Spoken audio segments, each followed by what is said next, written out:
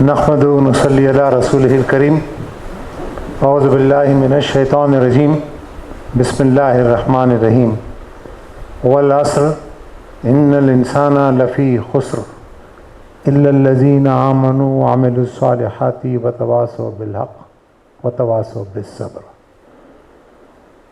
شروع میں نمبر آ جائے تقریر کا تو اس کا ایک بڑا فائدہ یہ ہوتا ہے کہ آدمی بالکل بے پرواہ ہو کر کچھ بھی کہہ دیتا ہے، اس یقین کے ساتھ کہ میرے بعد جو آنے والے ہیں وہ سب بات کی چیزوں کو ٹھیک کر لیں گے، جو چیزیں بچ گئی ہیں ان کو وہ ریکٹیفائی کر دیں۔ تو میں بھی آج اسی چیز کے مزے لے رہا ہوں۔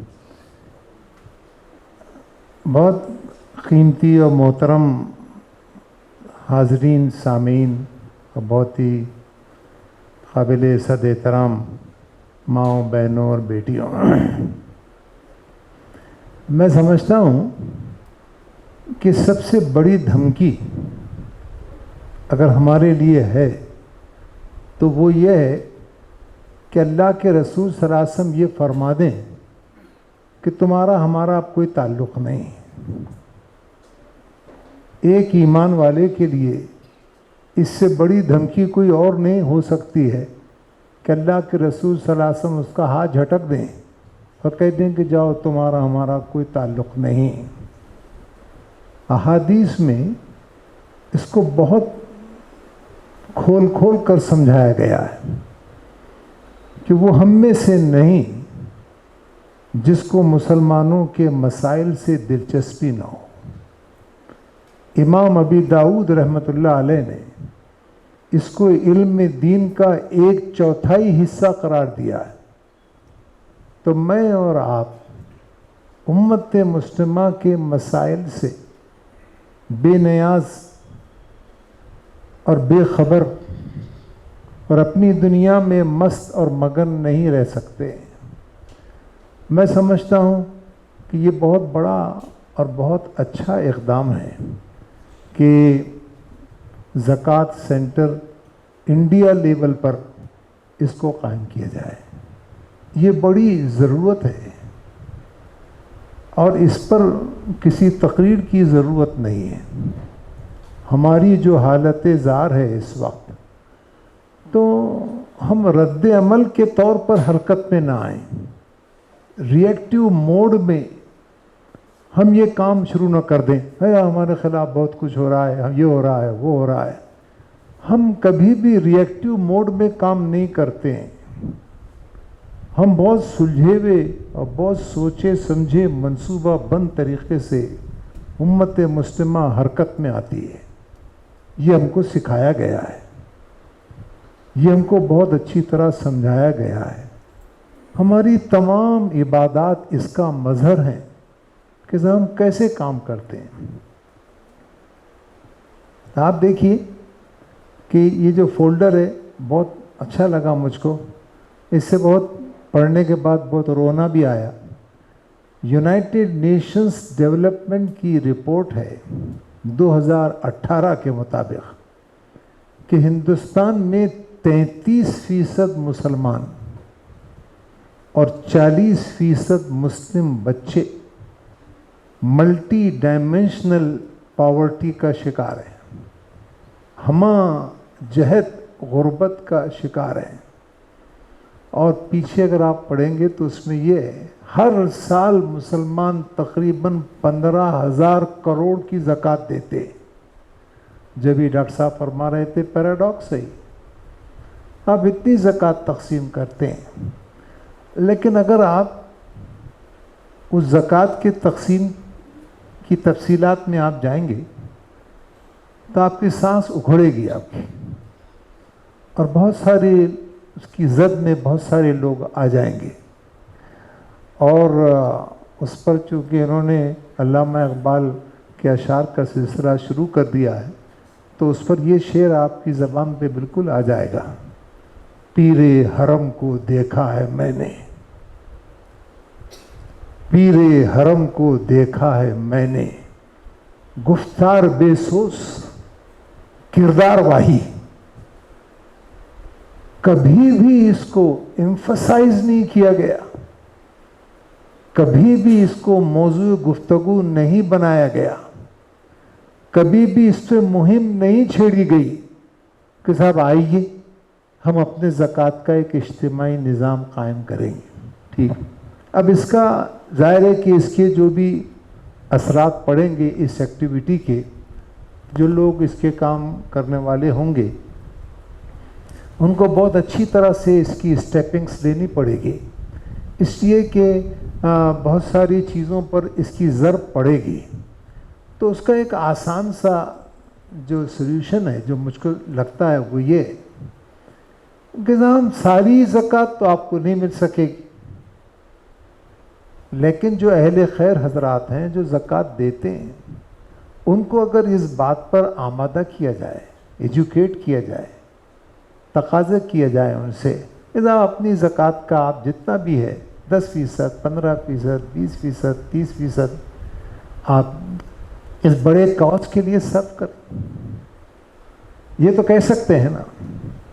آج بھی یہ چیز موجود ہے، زکوٰۃ جمع کرنے والے کئی افراد ہیں، کئی افراد پھیلے ہوئے ہیں، وہ ہر زکوٰۃ دینے والے کے پاس پہنچ جاتے ہیں، اس کو کہتے ہیں تو ان کو بھی دیجئے، ہم کو بھی دیجئے. اس طرح سے ہم سب کا چلے گا معاملہ. تو ہم اس طرح سے یہ کر سکتے ہیں. دوسری بات جو ذہن میں ہے وہ یہ کہ دیکھیے جو جب فنڈز جمع ہوں گے تو یہ بہت ہی چیلنجنگ جاب ہے، اس لیے کہ جب فنڈز جمع ہوئے تھے خلافت تحریک کے لیے، میرے ذہن میں وہی بات آ رہی تھی.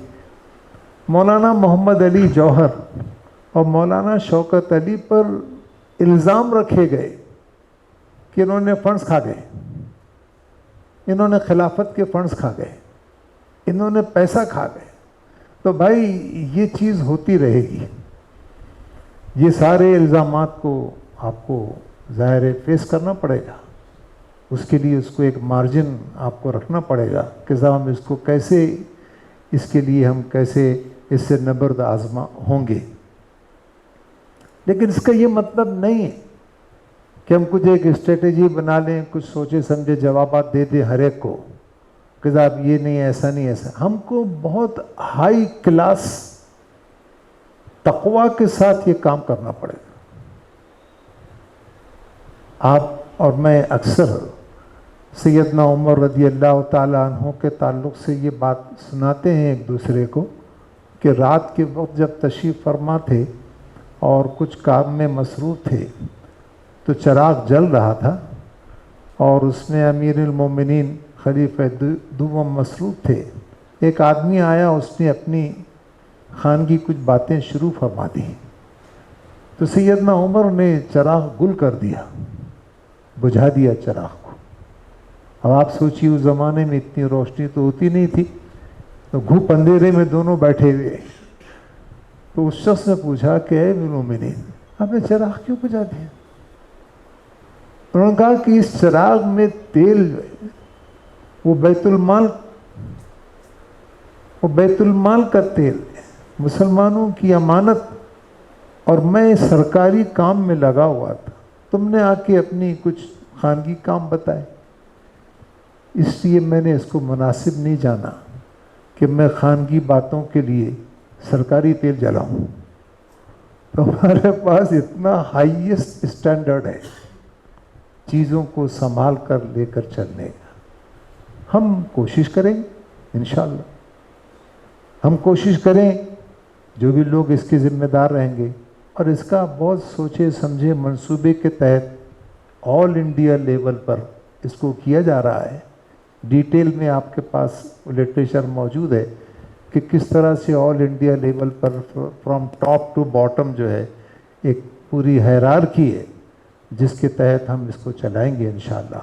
لیکن میری درخواست یہ ہے ارباب حل و عقد سے کہ وہ اس سلسلے میں ٹاپ کوالیفیکیشن یہ ہے کہ وہ شخص بہت متقی پرہیزگار ہو اور اس سلسلے میں بہت بہت ہی دور تک وہ ایک سوچنے والا ذہن رکھتا ہو۔ یہ چند باتیں تھیں جو میں آپ سے اس سلسلے میں عرض کرنا چاہتا تھا۔ ہم جب یہ کہتے ہیں کہ ہم بہت ناگفتبا حالت سے گزر رہے ہیں تو ظاہر ہے کہ یہ ایک کامن ٹیبل ٹاک کا موضوع ہے۔ آپ کہیں بھی جائیں گے تو ہر کوئی یہ کہے گا، وہ غازہ کا ذکر آئے گا، فلسطین کے شہداء کا ذکر آئے گا، پوری مسلم دنیا کی جو حالت زار ہے اس کا نقشہ کھینچ دیا جائے گا۔ میں نے سب سے اچھا جو اس تعلق سے ایک جملہ پڑھا تھا جو ذہن پر نقش ہو گیا ہے اور لگتا ہے کہ آخر وقت تک ذہن پہ ویسے ہی اسکرپٹڈ رہے گا، وہ یہ کہ میں آج بھی اخبار نہیں پڑھ سکا۔ میں آج بھی اخبار نہیں پڑھ سکا اس لیے کہ اس پر خون ہی خون پھیلا ہوا تھا۔ یہاں کا خون، وہاں کا خون، یہاں کی بربادی، وہاں کے شہداء کی لاشیں اور یہ اور وہ، تو ایک حساس دل کے لیے بڑے کچوکے ہیں یہ۔ لیکن میں سمجھتا ہوں کہ اس پر بے بس اور لاچار ہو کر صرف ماتم کرنا ہم کو نہیں سکھایا گیا ہے۔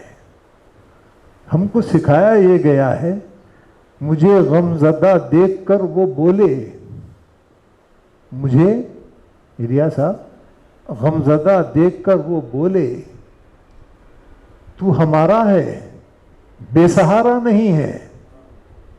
ہم بے سہارا نہیں ہیں۔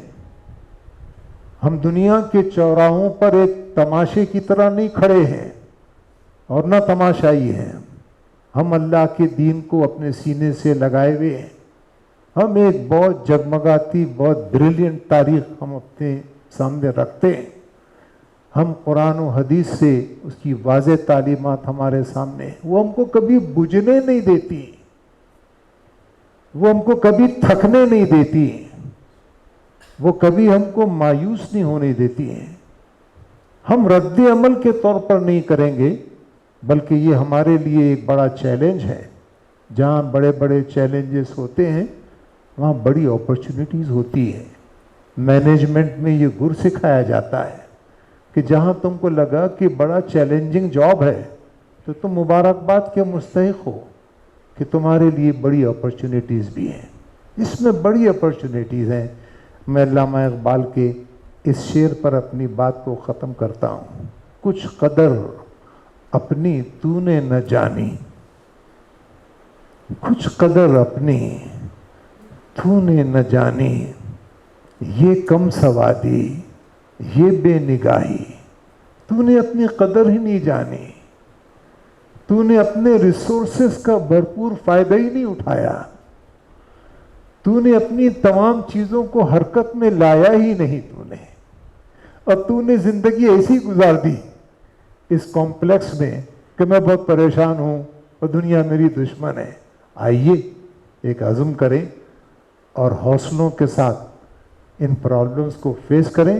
اللہ تعالیٰ ہمارا نگہبان ہے، وہی ہمارے لیے سب چیزیں کرنے والا ہے۔ وہ ہے نا کہ تو مرد میدان، تو میرے لشکر، نوری حضوری تیرے سپاہی۔ تو مرد میدان ہے، تو میرے لشکر ہے، نوری حضوری، فرشتے تیری اردلی میں کھڑے ہیں، فرشتے تیرا ساتھ دینے کے لیے کھڑے ہیں۔ کائنات کی ہر چیز اپنا دست تعاون تیرے لیے دراز کر رہی ہے اور تو اپنی قدر نہیں جانتا ہے۔ ہر چیز انشاءاللہ العزیز ہمارے لیے تعاون کرے گی۔ ہم آگے بڑھیں اور اس کو بہت سلیقے کے ساتھ اس کو گریجول وے میں آگے لے جائیں۔ اللہ تعالی ہمارے لیے خوب آسانیاں پیدا فرمائیں۔ سبحان ربک رب العزت عما یصفون وسلام علی المرسلین والحمد للہ رب العالمین۔